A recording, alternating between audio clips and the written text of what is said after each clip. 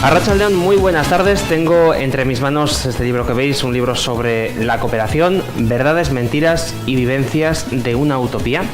Es el libro que nos presenta José Luis Paulín Seijas. Lo tenemos hoy con nosotros y está hoy con nosotros. José Luis, ¿qué tal? Arratsaldeon. ¿Qué es Arratsaldeon? Porque mañana vas a estar en Irún, en el Ateneo Cabigorri, presentando este libro que tenemos aquí en imágenes. Sí, efectivamente, mañana a las 7:30 estaremos allí. Bueno, llevo ya unas cuantas presentaciones hechas y bueno, estamos dando a conocer, quiero dar a conocer un mundo de la cooperación, pues quizás más cercano de lo que pensamos a cada uno de nosotros.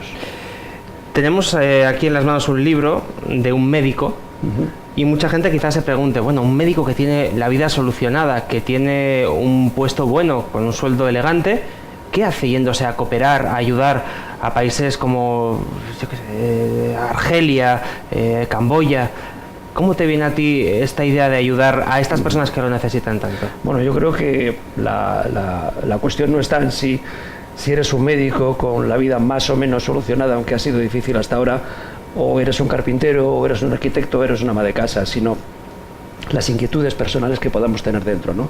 Y las inquietudes personales, en mi caso, es desde hace muchísimo tiempo que he visto que hay unas diferencias en el mundo de las cuales todos somos conscientes, pero que nos parecen que están ahí como el sol.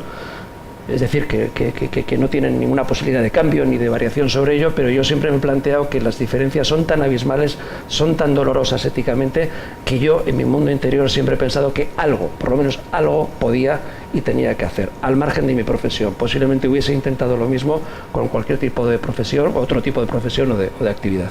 En tu caso concreto, tú realizas labores de medicina cuando vas a estos países que comentábamos. Has estado en Camboya, has estado en el Sáhara de Argelia, en Ecuador. Ahí realizas labores de medicina, que es lo tuyo, y me imagino que esta será una labor muy necesaria en zonas donde me imagino que la sanidad no será algo por lo menos parecido a lo que tenemos aquí en el País Vasco. Es bastante complicada, efectivamente, y simplemente hago sanidad porque es mi profesión y porque es lo que más conozco, pero insisto, cada uno en su ámbito puede hacer diferentes actividades. Muchas veces identificamos, es uno de los mitos que quiero romper con el libro también, ¿no? Identificamos la cooperación como algo que se tiene que hacer de una manera muy profesional y en ámbitos muy extraños o muy lejanos o muy exóticos, incluso peligrosos en ocasiones, ¿no?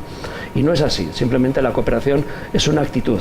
Evidentemente la medicina, mi campo, ahí está muy necesitada y he tenido más oportunidades de poderlo hacer, pero la cooperación es una actitud que empieza desde nuestras casas. Tenemos que ser conscientes de que la inmensa mayoría de las veces, por no decir siempre, la necesidad de cooperación, la necesidad de ayudar en otros países como los que has citado, muchas veces parte de nuestras propias actitudes aquí, nuestras propias actitudes en cuanto a la ética con el resto de las personas, en cuanto al cuidado del medio ambiente, en cuanto a preocuparnos por qué es lo que consumimos, cómo lo consumimos y cuánto lo consumimos, y todo eso forma parte de la cooperación que podemos empezar a hacer ya desde aquí, ¿no? Es algo de lo que quiero transmitir también en el libro, como decía antes, de que no hace falta bueno, pues este tipo de viajes exóticos o que pueden llamar un poquito más la atención, sino que todos podemos empezar desde aquí. ¿Qué duda cabe de que efectivamente en esos ámbitos, en esos países que has citado, la necesidad es mucha? Sin embargo, es curioso porque, por ejemplo, en Ecuador, en principio, mi primer viaje en el ámbito de la cooperación, mi primer viaje internacional, no fue en un ámbito sanitario, sino fue en un ámbito solidario, donde luego posteriormente se plasmó en la actitud, en el trabajo médico, ¿no? Pero es muy abierto, es mucho más abierto que todo eso. En esta misma línea, también comentar que aquí, además de nuestras actitudes, tenemos cantidad de organizaciones. Afortunadamente somos una sociedad muy viva, muy presta a hacer cosas, y en nuestro ámbito más cercano tenemos también posibilidad de cambiar y de hacer cosas, y de hecho la cooperación la entiendo tanto allí como aquí en los ámbitos que podamos participar. Precisamente en épocas en las que tenemos una crisis que ha afectado a muchísima gente y donde después de muchos años se ha vuelto a ver pobreza en Guipúzcoa en concreto. Por ejemplo, y sin embargo aceptamos como una de las cosas de mayor naturalidad, incluso buena, pues que el banco de alimentos tenga una financiación o que funcione muy bien, etcétera, etcétera, ¿no? Cuando nos damos cuenta que es un reflejo de realmente que la necesidad está aumentando aquí mismo también. Y va unido también, quiero unir eso también a otra parte para mí fundamental de la cooperación. como es la denuncia de la necesidad de cooperación en un momento dado, porque si no seríamos un eslabón más en esa cadena que damos por normal, ¿no? Y cuando hay una necesidad de cooperación, lo que normalmente hay detrás también hay unos culpables, hay unos responsables, que yo creo que para completar la verdadera cooperación debemos denunciar de dónde vienen esos problemas para poderlos solucionar mejor. Es un poco lo que hacemos en medicina, ¿no? No conformarnos con que una situación de beneficencia funcione más o funcione menos, sino decir, ¿por qué ha aumentado esa necesidad de cooperación aquí mismo, ¿no? Y señalar a los responsables y reseñalar a sus culpables para que ellos mismos pues le den vuelta a la situación. Sin embargo, es complicado. Hay un dicho que se utiliza mucho en el ámbito cristiano, que es no les des el pescado, dales la caña. Es algo que en organizaciones no gubernamentales muy vinculadas a la Iglesia yo lo he escuchado muchas veces. Me imagino que esto también se puede aplicar un poco al hilo de lo que decías. Estamos acostumbrados a dar caridad, que evidentemente si hay una persona que lleva 3 semanas sin comer, evidentemente hay que darle de comer, pero una vez que hemos sanado, digamos, esa necesidad primaria, luego a esta señora hay que darle una caña para que pueda pescar y para que no tenga que volver a pedir. Es decir, que la caridad no sea algo crónico. Perfectamente, lo has definido fenomenal. Muchas veces confundimos cooperación, solidaridad, caridad y lo metemos todo en un totum revolutum, que es ayudar al otro, ¿no? No, la caridad es una cosa efectivamente de un momento de necesidad puntual de dar de comer, porque es que si no me muero de hambre, dar abrigo porque si no me muero de frío, etcétera, etcétera, ¿no? Pero la caridad tiene que ser puntual. La solidaridad es darnos la mano y ayudar a que esa persona, a que ese colectivo, a que ese pueblo pueda sobrevivir por sus propios medios, ¿no?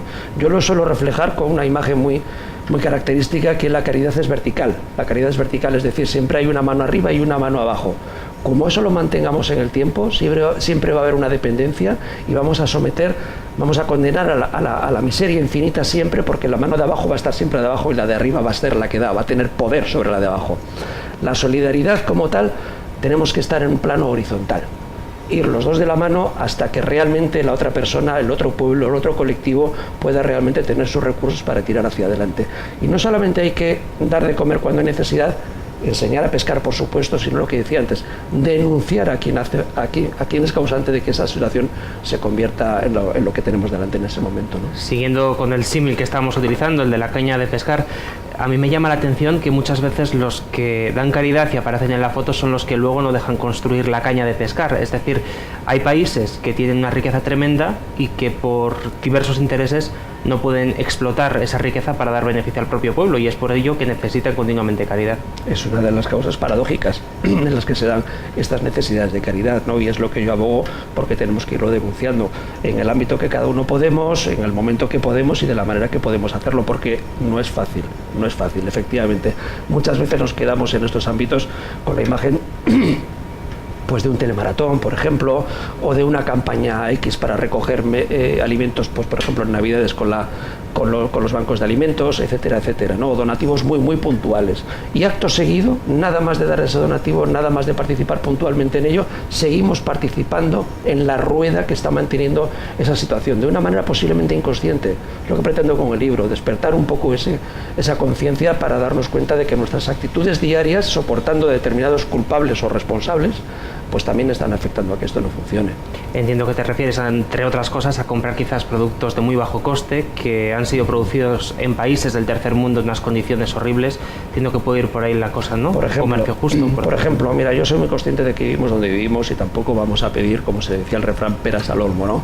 Nuestra tribu tiene cosas buenas y tiene cosas malas, pero bueno, vamos a intentar trabajar desde los parámetros de nuestra tribu. Uno de los problemas que tenemos en nuestra tribu es el consumismo. Problemas o realidades, no lo sé, es el consumismo, ¿no?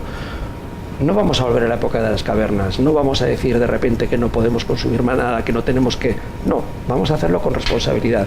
Vamos a ver lo que yo denomino, primero, la necesidad que tenemos de cada una de las cosas, porque el sobreconsumismo que aporta riqueza en unos momentos está provocando miseria en otros. Y por otro lado, vamos a ver la trazabilidad de esos productos que compramos, lo que tú citabas hace un poco, ¿no? Hay muchos ejemplos, ¿no? Pero quizás los más conocidos son, por ejemplo, el de la ropa y el tema de los móviles, que eso ya es socialmente conocido.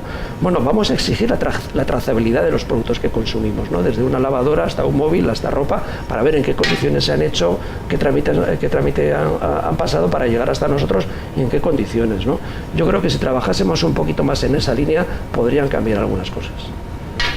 Hablábamos de precisamente de la denuncia, y hay otra de las partes que a menos a nivel social sí que se denuncia, a veces con una boca más grande y otra más pequeña, que es que muchas ONGs en las que se participan, que estoy seguro de que en estas ONGs habrá gente con muy buena fe ayudando, pero los que están arriba controlándolas quizás no tienen unas intenciones tan limpias. Me refiero, por ejemplo, ONGs que se van con el ejército a hacer la guerra. Es algo que chirría. Sí, chirría muchísimo, y de hecho el libro se titula Cooperación, verdades, mentiras y vivencias de una utopía, la utopía entre interrogantes. Una de las mentiras es que muchas ONGs de este tipo realmente no son ONGs, como se deben de entender, ¿no?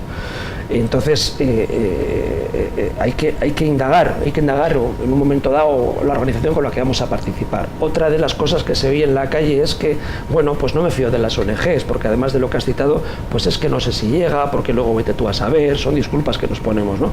Y están ahí, ese debate está ahí y esa realidad también está ahí. Entonces, bueno, yo abogo porque tengamos un espíritu crítico con todo, incluso con las ONGs. Las ONGs son muy variadas, son muy diferentes, tienen principios muy variados, maneras de funcionar muy variadas, y podríamos extendernos muchísimo a las diferencias de cada una. Pero hagamos lo que hacemos con la vida cotidiana cuando vamos a elegir algo, desde un coche, una casa, un trabajo, a veces hasta una pareja.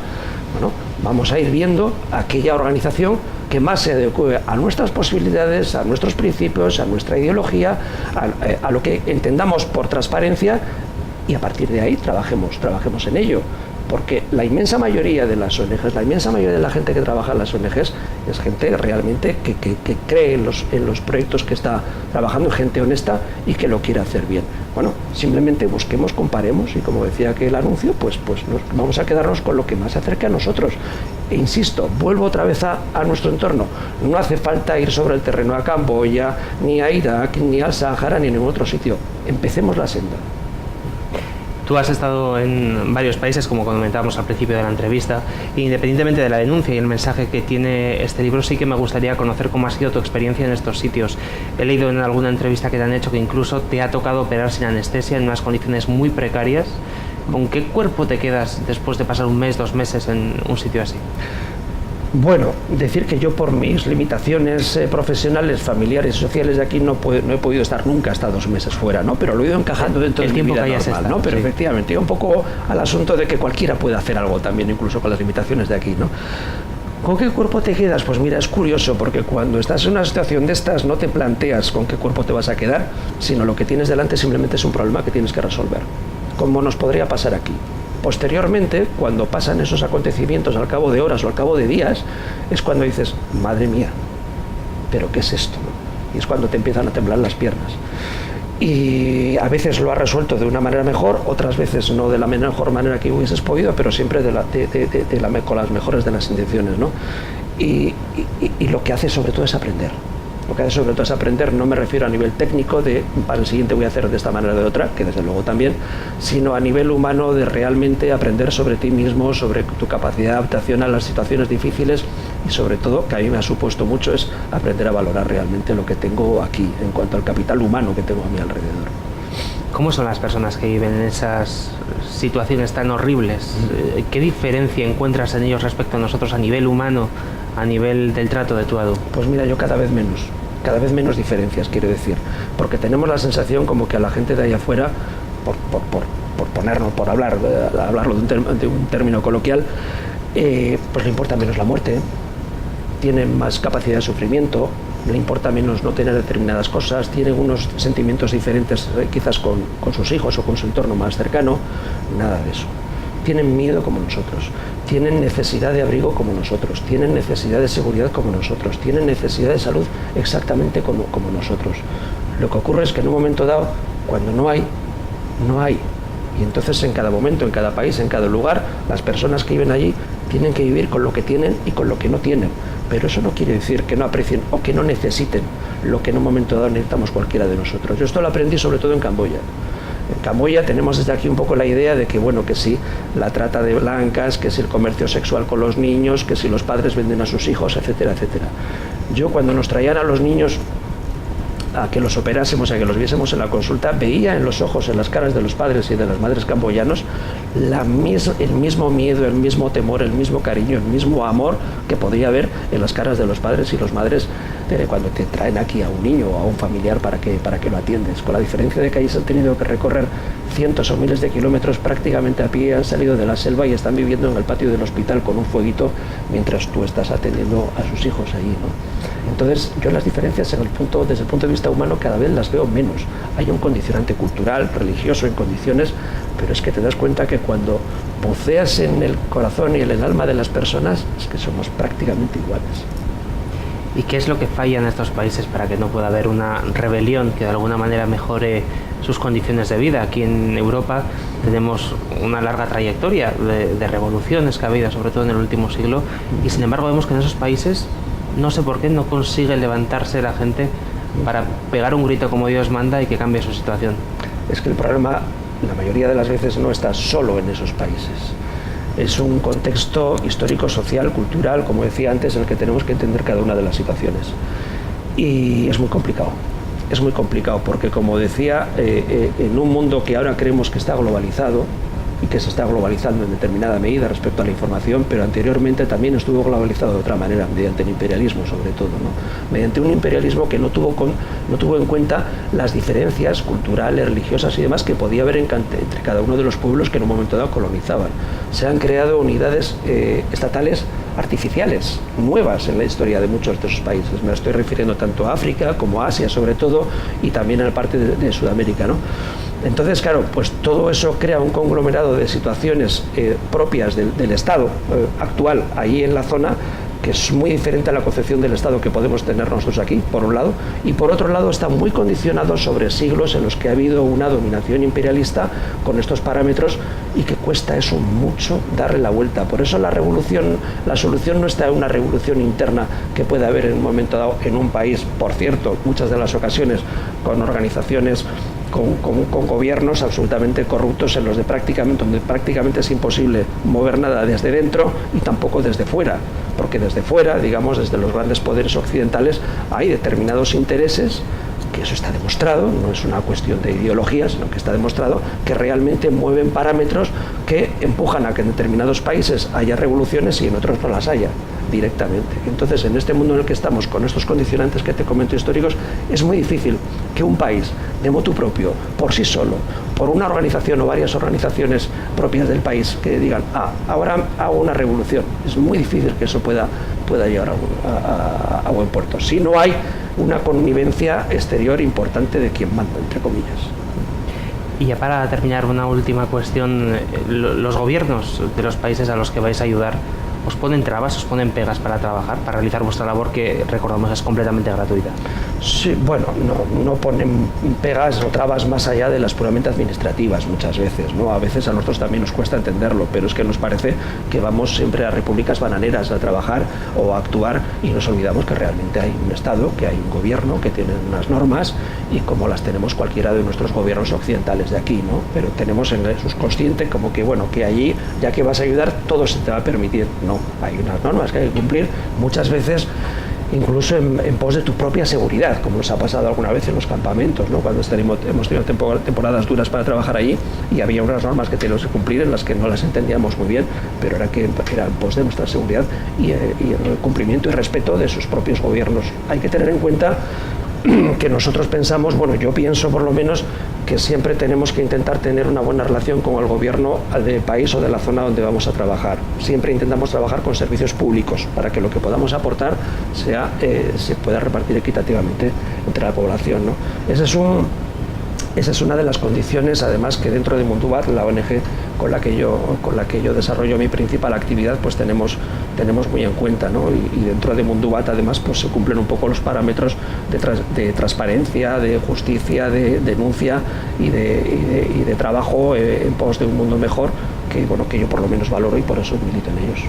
Precisamente para Mundubat va a ser todo lo que consigas con este libro que tenemos aquí encima de la mesa, este libro que vas a presentar mañana en Irún, sí. El 100% de los fondos para esta ONG.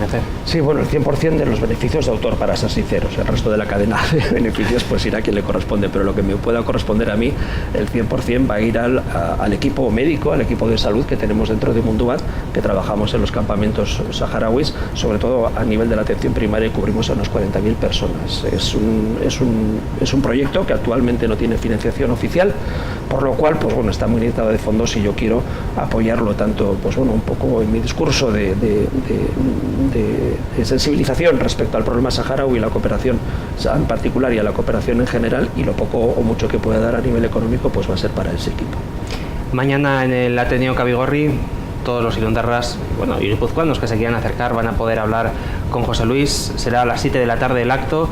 ¿Qué van a poder ver allí todas las personas que asistan? Bueno, pues yo animo, porque no va a ser una presentación del libro al uso, por decirlo de alguna manera.